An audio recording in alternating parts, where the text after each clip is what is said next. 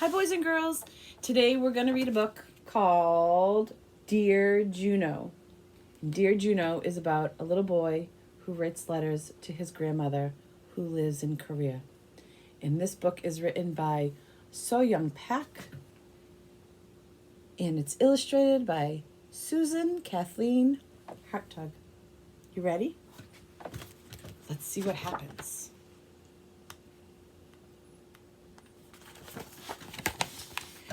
Juno watched as the red and white blinking lights soared across the night sky like shooting stars and waited as they disappeared into faraway places.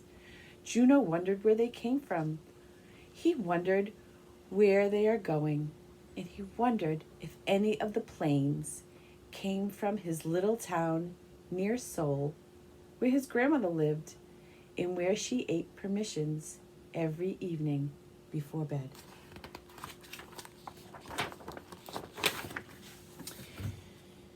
Juno looked at the letter that came that day. It was long and white and smudged. He saw red and blue marks on the edge, and he knew the letter came from far away. His name and address were neatly printed on the front, so he knew the letters were for him. But best of all, the special stamp on the corner told Juno that the letter was from his grandmother.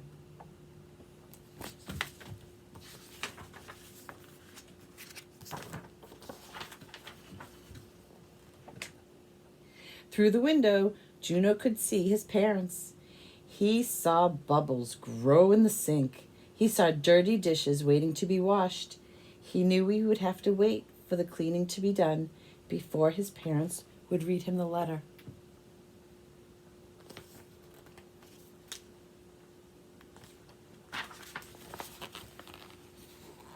Maybe I can read the inside too, Juno said to his dog Sam.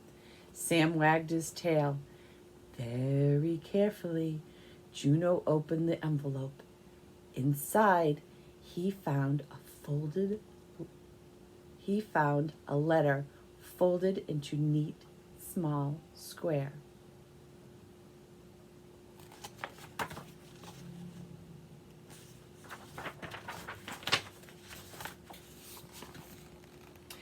He unfolded it. Tucked inside were a picture and a dried flower. Juno looked at the letters and the words he couldn't understand. He pulled out the photograph. It was a picture of his grandmother holding a cat. He pulled out the red and yellow flower. It felt light and gentle, like a dried leaf.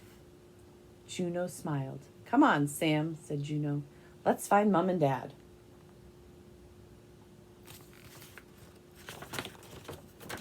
Wonder what the letter says.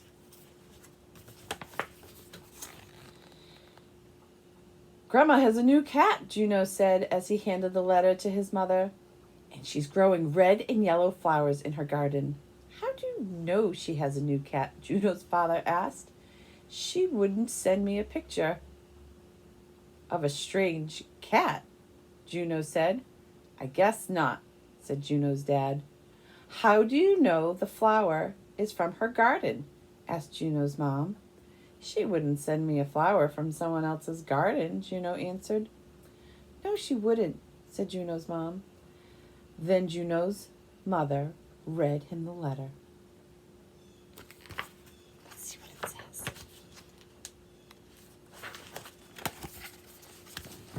I'm going to open the book like this. You can see it all. The letter says, Dear Juno, how are you? I have a new cat to keep me company. I named him Juno after you. He can't help me weed, but the rabbits no longer come and eat my flowers. Just like you read it yourself, Juno's dad said. I did read it, said Juno. Yes, you did, said his mother.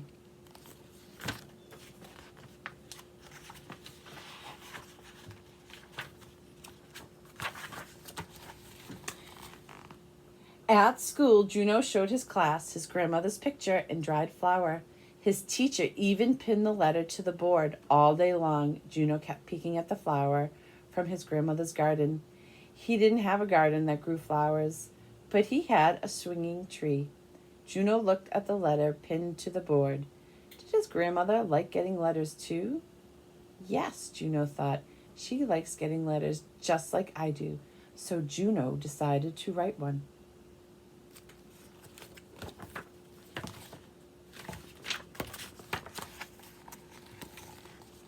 After school, Juno ran to his backyard.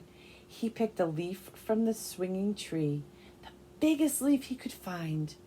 Juno found his mother, who was sitting at her desk. He showed her the leaf. I'm going to write a letter, he told her. I'm sure it will be a very nice letter, she answered, and she gave him a big yellow envelope.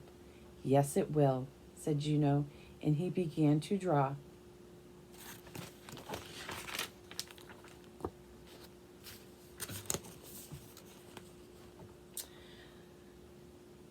First, he drew a picture of his mom and dad standing outside the house. Second, he drew a picture of Sam playing underneath the big swinging tree.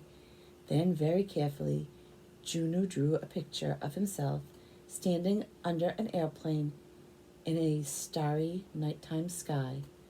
After he was finished, he placed everything in the envelope.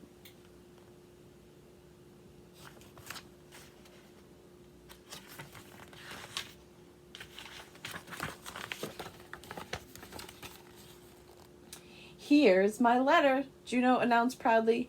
You can read it if you want. Juno's father looked in the envelope. He pulled out the leaf. Only a big swinging tree could grow a leaf this big, he said. Juno's mother pulled out one of the drawings. What a fine picture, she said. It takes a good artist to say so much with a drawing. Juno's father patted Juno on the head. It's like a real letter, he said. It is a real letter, said Juno. It certainly is, said his mother. And they mailed the envelope and waited. What do you think happened? Here's Juno's grandmother. She's getting the letter. She got the big swinging tree leaf and all the pictures that he sent. Look, there's her cat sitting right close to her, keeping her company.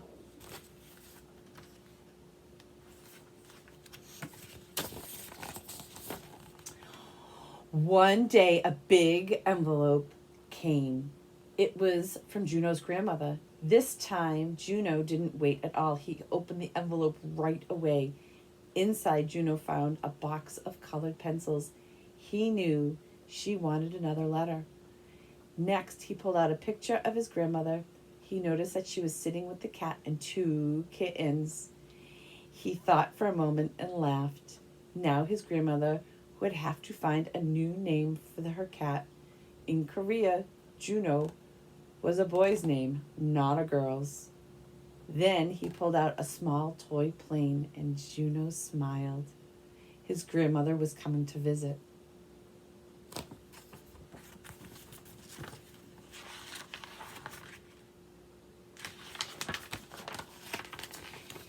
Maybe she'll bring her cat when she comes to visit, Juno said to Sam as he climbed into bed, and maybe you guys will be friends. Soon Juno fell fast asleep, and when he dreamed that night, he dreamed about faraway places, a village just outside of Seoul, where his grandmother, whose gray hair sat on top of her head like a powdered donut, was sipping her morning tea. The cool air feels crisp against her cheek, crisp enough to crackle, he dreams, like the golden leaves which cover the permission garden.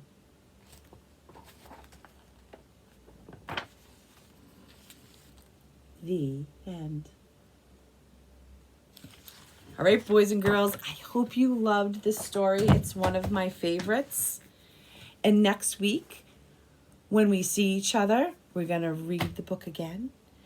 And we're going to write letters and make some envelopes and do some really fun things. I'll see you on Wednesday. Bye, boys and girls.